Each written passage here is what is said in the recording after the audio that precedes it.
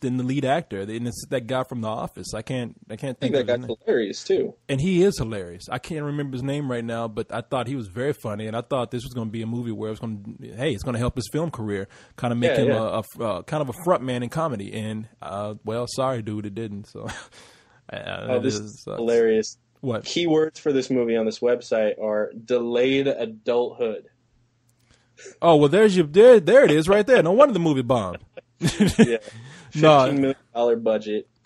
It's got a long way to go. Wow, man! And the House Bunny already made that shit up. Well, the movie takes like 3 times its budget to make it up, but House Bunny made $15 million this weekend. So that sucks, man, for that movie. I hadn't seen it, but I heard it was all right. And the weird thing is, that's one of the few movies that Fox did have screenings for in Austin. But what they did was they did something shitty. They had screenings for it like a month ago. They had 2 screenings a month ago, and that was in the middle of a lot of other screenings. Now, like last week, they had another screening, but where did they have it? In San Antonio. I live in Austin. And they said, we were going to have another, because we said, we're not going to see it if there's not going to be another screening. Is there going to be another screening? Yes, there will probably be several more screenings before the release date, and we didn't get one after that. And it's a 20th Century Fox movie, man. See, it's really helping y'all's movies, man. That you're keeping them away from us. It's doing you wonders. It's great. You sons of bitches. But honestly, I wouldn't have seen that anyway. So, well, there you go. Let's be honest. I mean, do you want to get into this topic? Yeah, I do. First of all, before I forget, though, I want to get into the Superman thing because I'll forget about it. Speaking of a Superman reboot. Let go of the old Superman, okay? It's great. Mm-hmm. It's what it is. It's what it was. It's a classic movie. It has one of the classic theme songs. I was talking to someone about this, and they said, in this reboot, as long as they have the original theme, I'm fine. And I'm saying that's a great theme. Yeah, just start over. And let's stop having Lex Luthor be the villain. If you want to put him in there with another villain, that's fine. But I have yet to see Superman have a kick-ass villain. Oh, General Zod. No, I'm sorry, General Zod. General Zod. Forgive me on that. I keep forgetting about that. Superman 2, one of the best sequels ever made. Gotta say, Richard Donner cut. Gotta see it. If you've seen Superman 2, you owe it to yourself to see the Richard Donner cut of that movie. And Richard Donner directed Superman 2. So.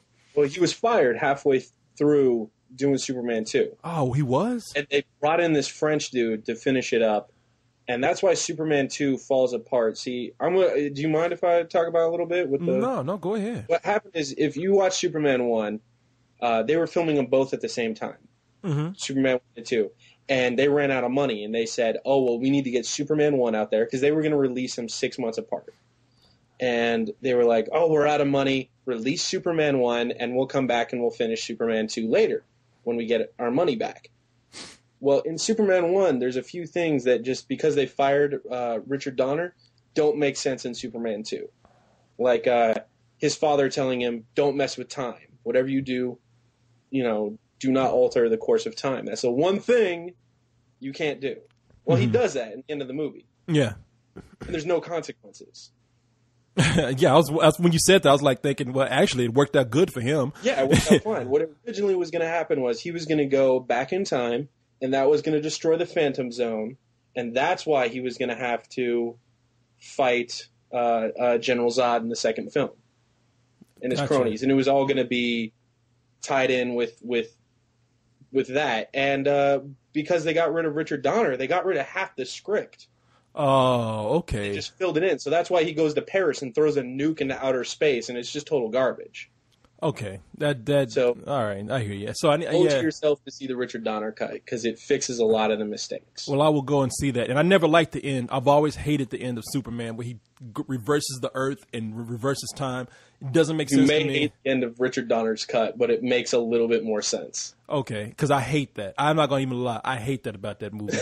But Terrence Stamp as General Zod, man, that guy. He's great. Oh, he was badass. Yeah, and you know something? I'm looking at the remake of Superman. First of all, it's kind of dull. I mean, I'm sure you like. For those who like the movie, I'm not arguing with you. I'm not trying to start anything with you. But for me, for a new Superman movie, I was expecting something brand new. The Superman Returns film. And it was Superman Returns. Okay, so it's called Superman Returns. All right, so obviously it has some connection to the first movie. All right, I'm a little excited to see what they do. I see it. The movie it takes so much from Superman 2. It almost repeats scenes from that movie, like the whole thing of catching the plane and dropping it into the baseball arena. Yeah, that was basically when he caught Air Force One when the engine went out. Exactly. It was way cooler, and if you saw it in IMAX, it was in 3D. And I'm thinking, all right, not only is it ripping off these other movies, it's not trying to do anything inspired. It's kind of slow outside of that, and it had no real sense of danger in the movie at all. Instead, there was a love story that kind of brought it down. And then they present this whole thing of him getting Lois Lane pregnant. And so we never saw Son of Superman in anything. We don't want to see the Son of Superman. We don't want to set that up. It could have been cool. That could have been done okay. A lot of people forget that they actually had sex in Superman 2, and this was supposed to be remember that. Okay. He took her to his palatial, freezing house with no heaters. Oh, yeah. Made of ice, retarded. And they had sex, and then he disappears with no reason. That screenplay is so bad, that they set up probably the best Lex Luthor as far as I'm concerned. I love Kevin Spacey as Lex Luthor. You see, you and I disagree on that. I'm tired. Like it? No, because I'm tired of a comedic Lex Luthor. If you're gonna do something different, give me a Lex Luthor like they had in the animated series where he's kind of a badass. He's not only is he smart, but he's not man. He ain't trying to crack jokes and be funny. He says, "I'm out here to rule the world and beat the shit out of Superman if I get in the process." You know what? Superman looks like a bitch at the end of Superman Returns, though. Yeah, he does. Because he is a bitch at the end of Superman Returns. Yeah, at the end of Superman Returns, Luthor pretty much won so much that they kind of changed the rules of Superman in order to let him win. Superman has a piece of kryptonite stuck in his ribs, and yet he's able to lift an island into the sky and throw it into the sun. Yeah, see, I ain't trying to hear that. All right. I want Lex Luthor to, cut the bullshit. All right? I want Lex Luthor to be like, you know what? I might not be super powered like you are, but I'm going to still whoop your motherfucking ass. All right? Come on, bring it on. There's a trailer for a fake film called World's Finest. You can Google it. I saw it. That's badass. It's a good fan film. Lex Luthor, he puts on the suit from Super Friends. I didn't like that suit. That's that pimp ass suit. No, I like Lex Luthor to be. I like that GQ Lex Luthor. The Lex Luthor in the suit coming out saying, "You know what? I'm gonna take over the world. I'm gonna do this shit in style. I'm tall. I'm strong. I'm a badass. I'm so bad. I'm gonna tell Superman, you can go fuck yourself. You want to fight me? No, you can't even beat me. And I'm human. I want to see that kind of Lex Luthor. I don't want Lex Luthor be coming out my mouth. Hey, knock, who's there? Lex Luthor. No, I don't want to hear that shit. I don't want any funny jokes out of you. All right, I want you to be a badass. That's just me, though. I mean, you know me, man. I'm pretty fair. If you got your opinions, that's it. This is just what I want. And then they'll come out and they'll make something completely different, and everybody will be happy. I'll upset. Oh yeah. Well, like there's a J.J. Abrams screenplay out there. Really? From before Superman Returns came out. He wrote it in about 02 or 03, and it turns the Superman world on its ear. And Carlisle hates it. I've talked to him about it. He hates it, but I'm a longtime Superman fan, and I loved it because of the gutsy changes it makes. What does it do? Krypton didn't explode. In fact, there's a civil war going on Krypton, and Clark is sent away to kind of train on Earth to get ready to come back and save his home planet. And it opens up with the entire world hating him because an army of Kryptonians have landed on Earth and just destroyed most of the planet. All right, that sounds crazy to me. It is badass the way it opens. It opens up with like fights through the air with Kryptonians flying everywhere. Superman's got the snot kicked out of him. And then it all rushes back to seeing the origin story of him growing up on the farm, the crash landing, him growing up and actually being afraid of his powers as a child. And that's where you get the geeky Clark from, is because his parents were like, you're a little too strong, son. You got to wind it back. Because he does some stuff to really hurt people as a young kid. Okay. I mean, it could work. I haven't seen it put in action. It could be all right. I don't want to give away the twist. Cover your ears, fans. If you don't care, but the end of it turns Lex, who actually isn't a billionaire in this version, he's an FBI agent. Turns out he's a Kryptonian. Okay, I don't like this. You don't like it? No, I don't. I'm done. I'm done with really this. It. It's not Superman anymore. And I mean, that's kind of cool as an alternate. If it was a graphic novel, a what if, an alternate version of Superman, then I could take that. But as a movie, I think fans want to see Superman. Like as a billionaire. Yeah, I mean, this is what we know. The president, like he was in the 90s. Yeah, I mean, yeah, anything like that. I mean, I'm just saying, I don't want to see a retread of a movie I've already seen. If you're gonna redo it, keep the main elements there that make it what it is, but at the same time, try something different. I mean, that's what they did with Batman. Look at what we got. So, yeah, we got geniusness everywhere. Mm-hmm. So now you want to talk about 20th Century Fox here? Yeah, I'm kind of just annoyed with them as a company. From everything I've been hearing about them and what they've done this year. Yeah, I mean, they're really baffling me. Now, Carlisle, I will admit it. I mean, whether what he's saying is true or not about a lot of things, I don't know. But I will say he's kept up more on that issue than I have. All I know is that I've seen lately how their movies are doing. They've had a string of bombs. In fact, The Rocker was a 20th Century Fox film, as we just mentioned. And they're not. And then they take this practice of they're not allowing us to see movies here. And at least in this city, I think in other cities they do. It's a bitch for me to get press materials from them. They are so scared of the internet right now, and they don't realize how it could how to utilize it and how it could be a benefit. And I'm just thinking that this decision to keep things so heavily guarded and make bad decisions, such as now if these are true or not, I don't know, but come in and make superhero movies more family friendly, like I've heard that rumored with Wolverine. Yeah, I'm hearing Wolverine might actually. You have the craziest character in the Marvel universe in that film, Deadpool, and they cast Ryan Reynolds because he's a good-looking guy. Yeah, and it's like, why? You have a great source material, they don't pay attention to it. Now who's the head of 20th Century Fox? I can find that out real quick. I can't remember Tim Hedman, Rothman, or something like that. I mean, because I don't want to come out and just talk about this guy and just say, no, hey, it's a company as a whole. It's not the one guy. You have the head of 20th Century Fox right now, and apparently he's gone in and made some decisions. Put his hand in the middle of certain things. I don't know if it's true or not because I haven't looked it up. Anybody feel free to tell me. According to Carlisle and some other people I've heard of, this guy's gone in and said, I don't want to make certain superhero movies what they are. I want to release this kind of movie.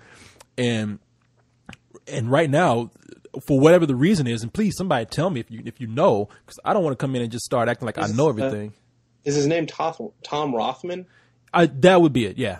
Yeah, Tom Rothman. Did you find that? Yeah, I found That's exactly it. That's his name. Yeah, and apparently this guy's come in and made a lot of bad business decisions. Now, I would like to know if this is true, because whether it's true or not, Fox is definitely going through some problems. I mean, I'm looking at Meet Dave, this movie, The Rocker.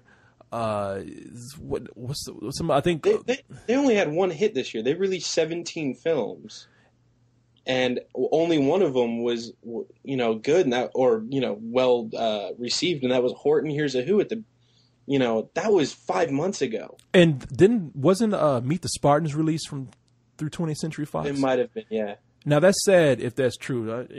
Look that up for me. You're on the computer right now. See if that was released by 20th Century Fox. That's fucking sad. If one of the highlights of your year is Horton Hears a Who, which wasn't a terrible film, not my favorite, but at least it had some quality production behind it. And then the other movie is Meet the Spartans. Distributed by 20th Century Fox, yeah. Fuck you, 20th Century Fox, all right? Get your shit together. Now, as I've said, every studio goes through a slump. And for whatever reason it may be, they release a string of bad movies. I cannot help but think that 20th Century Fox is going through a period right now where they're sweating and pointing fingers at somebody. Because, absolutely. Because, whose idea was it to release XFiles against The Dark Knight? See, that's what I'm saying. I do not know. I mean, because I don't have the time to research this stuff. I want to now. I want to make it I want to go in because basically the reason why I'm so concerned about this is that they have had a string of flops. You just named another one, X-Files.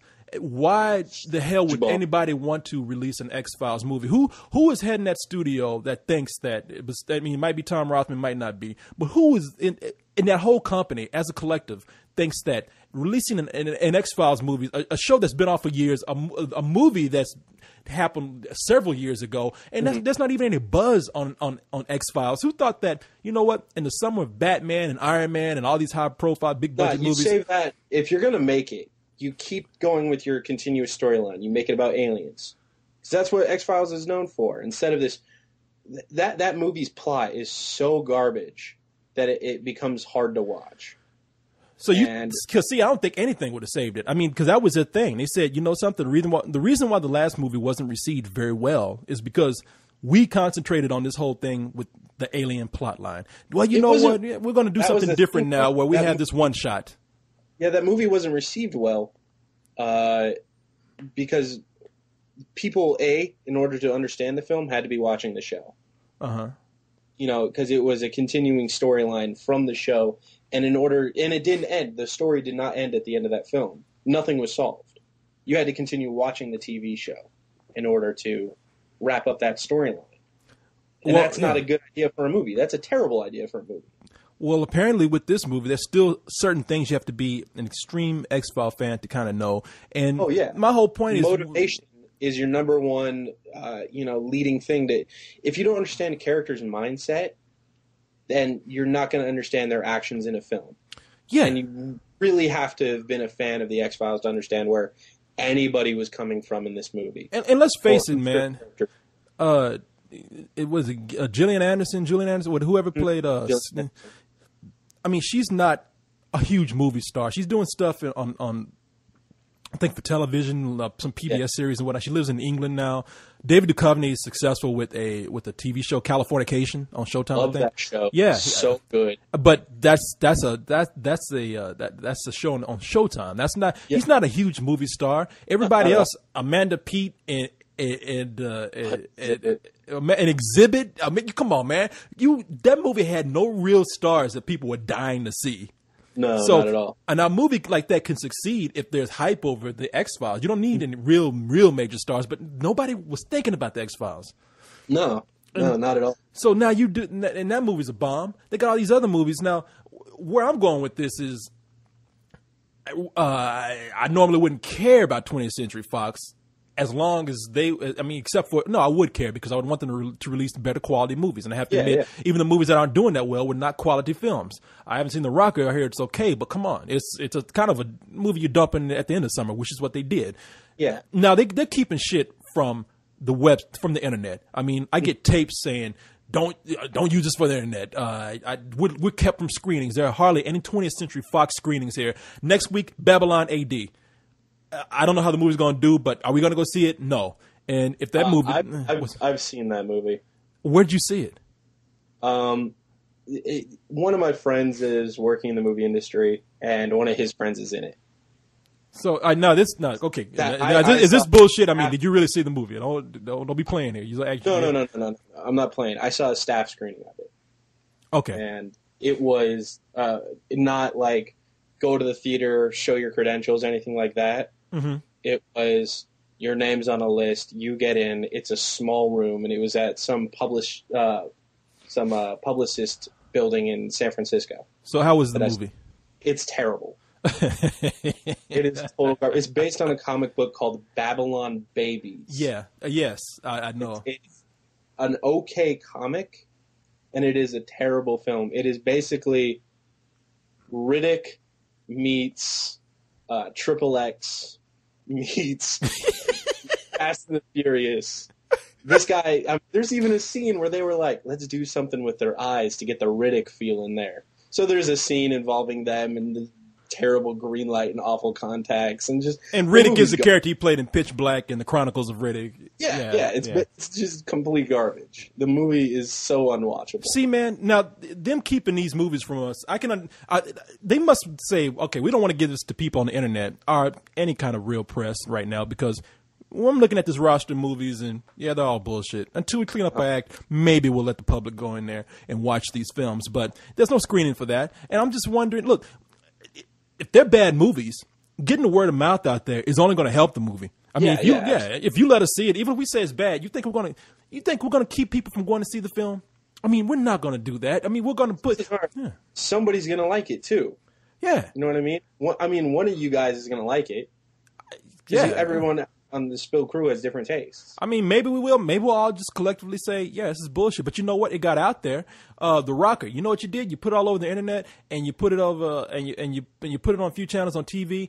And a lot of critics were kind of shut out by the weird scheduling of it. Mm-hmm. And look at what that did. All the marketing you did on television and just controlling it like you did on the internet. It really did that movie some good. Yeah, I mean, and right now, we don't get to see hardly any of your movies, 20th Century Fox. I mean, that was another one. Mirrors. Mirrors is kind of dumped. Is that movie still in the top 5? Nah. Movie just kind of, I had to go see that on my own. It's in the top. It's number 7. Okay, see? I mean, come on. I mean, goddamn. Look, first and foremost, quit shutting us out.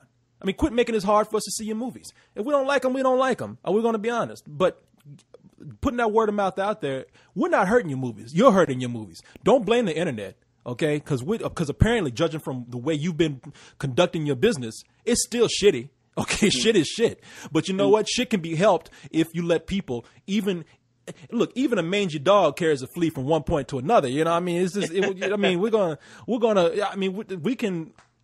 like probably say bad things about it, but the word will get out there. Yeah. You know, you let people write about it. Yeah. True that you know, no press is the worst type of press you can have. If you mention the film, someone's going to hear about it and see it, especially with nothing else new is coming out. Exactly. That is, being stupid. You know, I mean, look at what's going on around you, goddammit. I mean, you got Iron Man and Batman and the Hulk and all these motherfuckers are kicking your ass, 20th Century Fox. What are you doing? You fucking up X-Man. You know, you too busy trying to actually. They're not just doing that though either. Can we talk about what they're doing with Watchmen? Oh, the whole thing where they're trying to stop Watchmen. Now I heard that. I read that, and I heard that actually 20th Century Fox had a point there. You go ahead and tell people about the story. I won't take that away from you. There's two rumors out there. One of them's true, one of them isn't. One is that they're actually trying to stop the films from being distributed, and that's not true. In the lawsuit, there's a cease on it, like say, don't distribute it. You're not allowed to. But they're not saying they don't want the film to get out there. What they are saying is we own part of the distribution rights back from the 90s. Because what they did was, back in the 90s, or actually from 86 to 91, they held the rights to make the film, right? Yeah. They sold those rights off to Lawrence Gordon or Gordon Lawrence, I'm not sure which, I have it in a blog. And he now works for Warner Brothers. Mm-hmm. So he owns the rights to make the film. But Fox retained rights to distribute it. So he went and made this film, and then Fox is kind of like, hey, digging up old files and seeing that they do indeed own the rights to distribute the film. So, but I mean, it is 20 years later. It's kind of a dick move to make. Well, I mean, that is a legal matter. I mean, if it's there and it's documented, I can't blame Fox for that because they have, if that's true, they have records of that. And if there's no statute of limitations on that rule, if it hasn't dropped and it still exists for today, that is something that, legal matters being what they are, even the smallest details come back to bite you on the ass. And I'm sure 20th Century Fox is saying now, 20th Century Fox, I mean, they might not be smart with how they're doing their movies these days. I don't know what the fuck they're thinking, but do I think they're a bunch of idiots when it comes to business like that? Not really. And I think that they're seeing this as, if this is true, they see this as a way to say, you know what, this movie's probably going to be huge. If nothing else, we want our cut from it. Yeah. Something's got to be worked out here. And anybody would do that for a movie that's a high profile film coming out. They'd be like, hey, we still got this little stickler here. We're gonna get whatever we can out of it. I mean, shit. The 20th Century Fox probably say, "Hey, we fucking up our own movies. Let's get on to the Watchmen and try to get something from that." So I'm looking at Fox's list of films that they've made, like the top 100 highest grossing films of this year. They've got Horton Hears a Who in number 7, and their next highest grossing film is a Fox Searchlight picture. That was Juno. And Fox Searchlight is cool. That's kind of a different division. Yeah, Fox, but I mean, it's still like when the big budget films are doing worse than the small indie film that they just bought from, Sundance, you have problems. You dumb motherfuckers. I mean, look, Juno, Fox Searchlight, for the record, Juno, not Juno, but Fox Searchlight is a movie studio that is headed under a different division, and we get stuff from Fox Searchlight all the time.